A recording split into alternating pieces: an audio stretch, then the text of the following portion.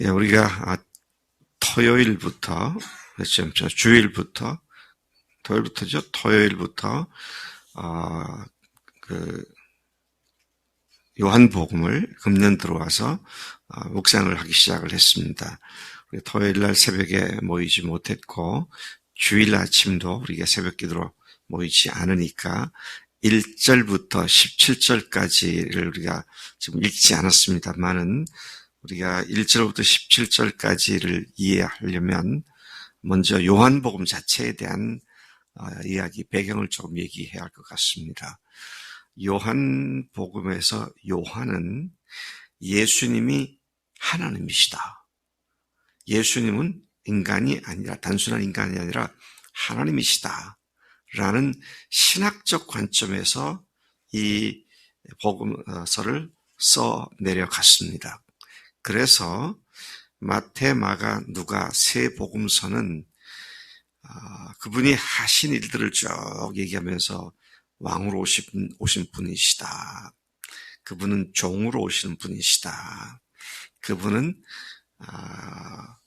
인간으로 오신 분이시다. 이제 그런 관점에서 쭉 썼지만, 그래서 그분이 하신 일들을 쫙 기록해가지고 이걸 보니 확실히 그분은 왕으로 오신 분이 맞고, 또 종으로 오신 분이 맞고, 또 인간으로 오신 분이 맞다. 이제 그런 식으로 접근을 합니다. 그래서 하신 일들을 쭉 보고 그분이 왕이시다, 종이시다, 인간이시다, 그런 결론을 내리면서 기록을 했기 때문에 같은 관점에서 보았다. 그래서 공관복음서다, 그렇게 말을 합니다. 하신 일들을 쭉 살펴보는 가운데 이분이 이런 분이시다, 그런 관점으로 접근했기 때문에. 그런데 요한복음은 처음부터 그분은 하나님이신 사실을 증명하기 위하여 많은 다른 세 복음서는 예수님이 하신 이적들을 많이 기록했습니다만은 요한복음에서는 예수님이 하신 이적을 6개밖에는 기록하지 않고 있습니다. 그것으로 그 하나님이신 것이 분명한 것을 충분히 드러내고 있기 때문에 그렇게 기록을 하고 있습니다. 그래서 사복음서 중에 요한복음은 그런 면에서 독특한 위치를 갖고 있다, 그렇게 말할 수 있습니다. 저자는 물론 사도 요한이죠. 사도 요한은 여느 11 제자들에 비해서 적어도 5살 내지 10살이 어린, 예수님을 쫓아 다니기 시작할 때 불과 20여세밖에 되지 않은 가장 나이 어린 제자였습니다. 그래서 그런지 그는 주님을 따르고 또 주님이 그를 사랑하시는 일에 있어서 굉장히 각별한 사랑을 주님께서 많이 부어주셨던 것 같아요. 그래서 요한이 자기를 지칭할 때는 주의 품에 의지하던 자, 그렇게 표현하거나 주께서 사랑하시는 자, 그렇게 표현을 해서 자기가 주님으로부터 사랑을 많이 받은 제자다라는 사실을 갖고 그런 정체의식을 갖고 살았던 것을 보게 됩니다. 그에게 또 다른 특징이 있다고 한다면 그를 사랑의 사도다, 그렇게 말을 하죠. 요한 1서에서만, 요한 1서 5장이죠.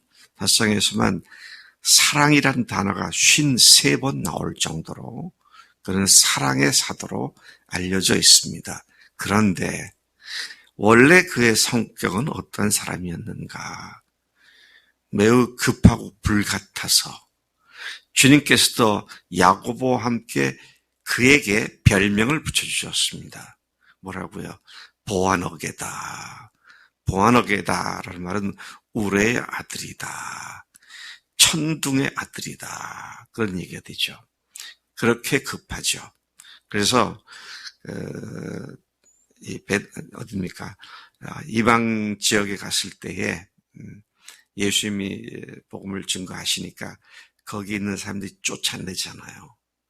쫓겨나는 예수님과 함께 쫓겨나면서 요한이 하는 말이, 주님, 하늘로부터 불을 명해서 확 싸질러 버리시죠.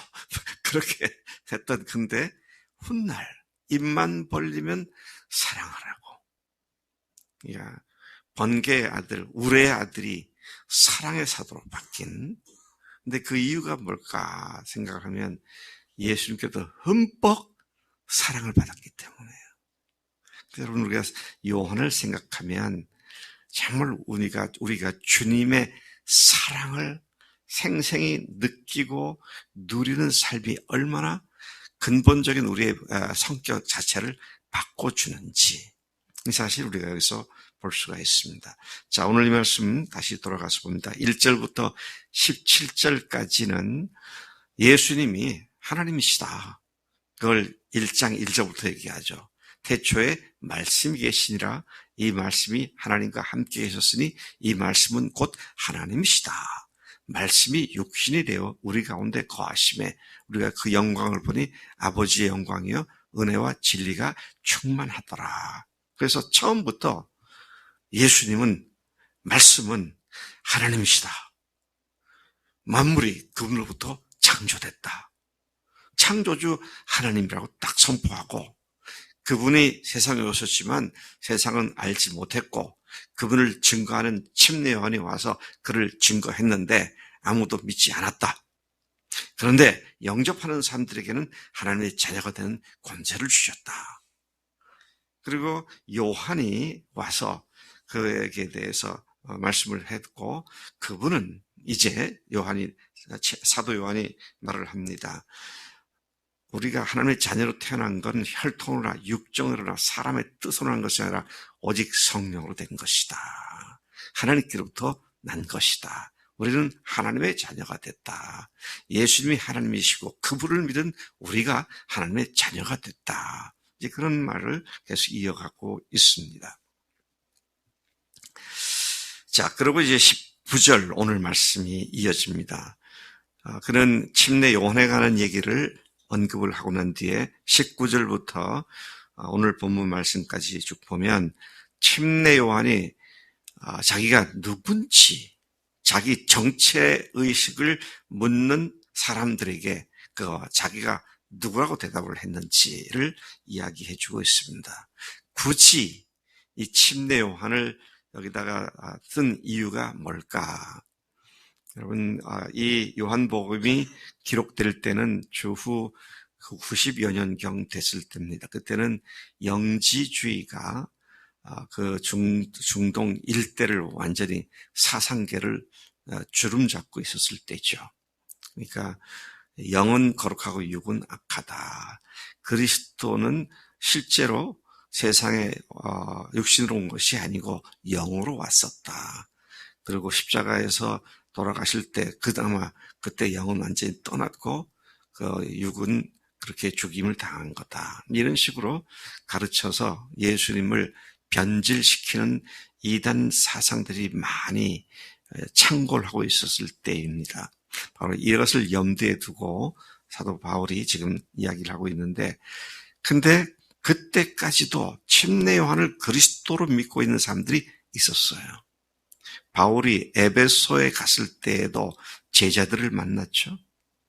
근데 참 성경도 잘 알고 잘 얘기하는데 좀 이상해. 그래서 너희들이 믿을 때 침례를 받았느냐? 우리는 아니다. 우리 침례 그런 말 아니요.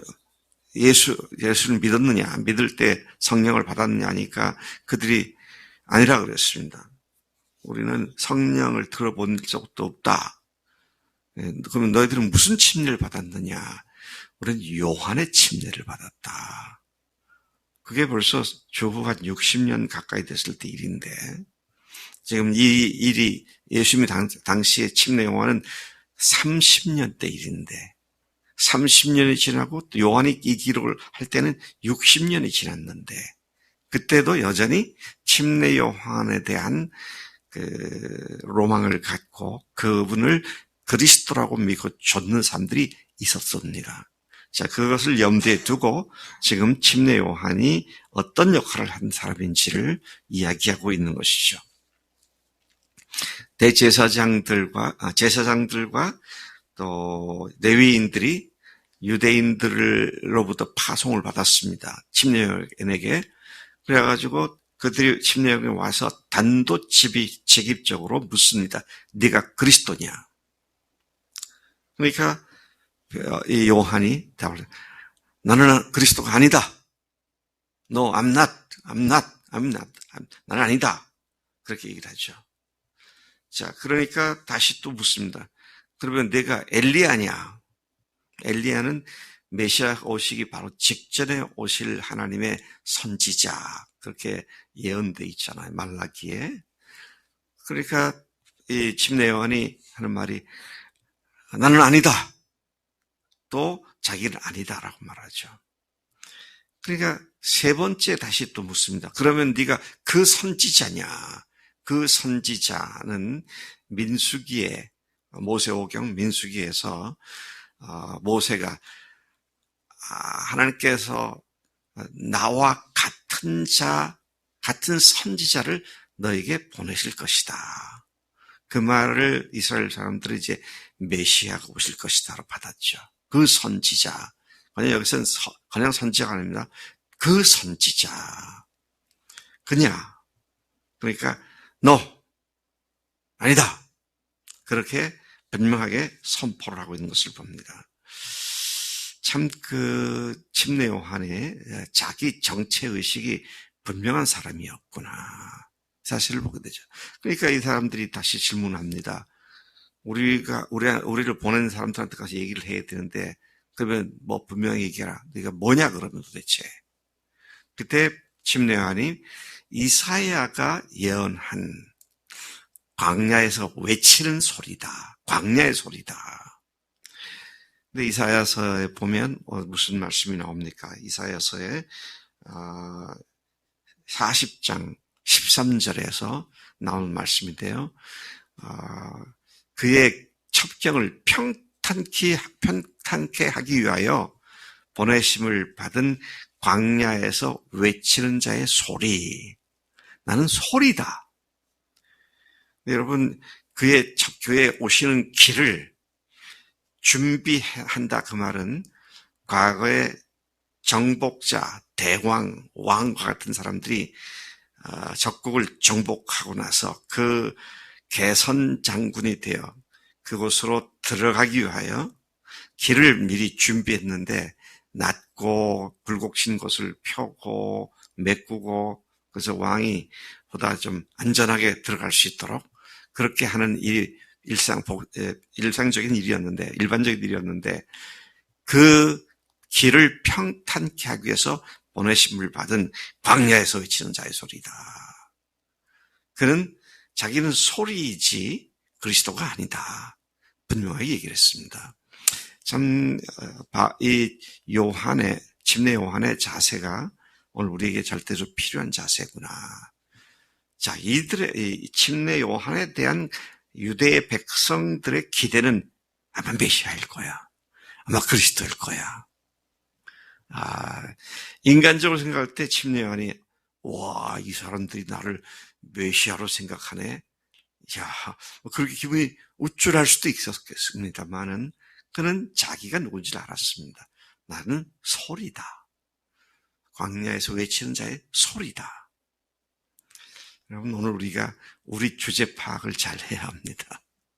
내가 소리지 실체가 아니에요. 실체는 주님이시고 우리는 주님을 증거하는 부활 증인들의 증거입니다. 그러니까 우리가 소리를 자꾸 내야 돼요. 증거를 계속 해야 됩니다.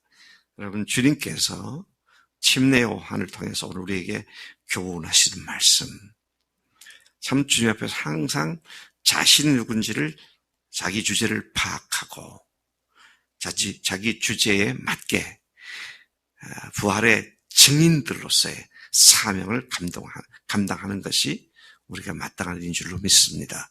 그렇게 되면 우리 부활하신 주님께서 사람들의 심령 속에 주님으로 하나님으로 자리 잡고 그들을 또 변화시키는 놀라운 역사를 일으키신 줄로 믿습니다. 하나님 아버지 감사합니다. 오늘 이 아침 우리 1월 달부터 사도 요한을 통하여 주님을 만나게 하시니 감사합니다. 하나님, 요한이 성질이 급한 사람이었지만 주님의 사랑을 흠뻑 받았기에 사랑의 사도로 바뀐 것처럼 저희들이 하나님 이제 요한복음을 매일 묵상해 갈 때 주님의 사랑에 깊이 잠기게 하시고 주님의 사랑이 우리 속에 거울로 반사되어 주변 사람들에게 사랑의 사도들이 될 수 있도록 또 외치는 부활의 증인이 될 수 있도록 하나님 우리를 붙잡아 주장해 주실 줄로 믿습니다.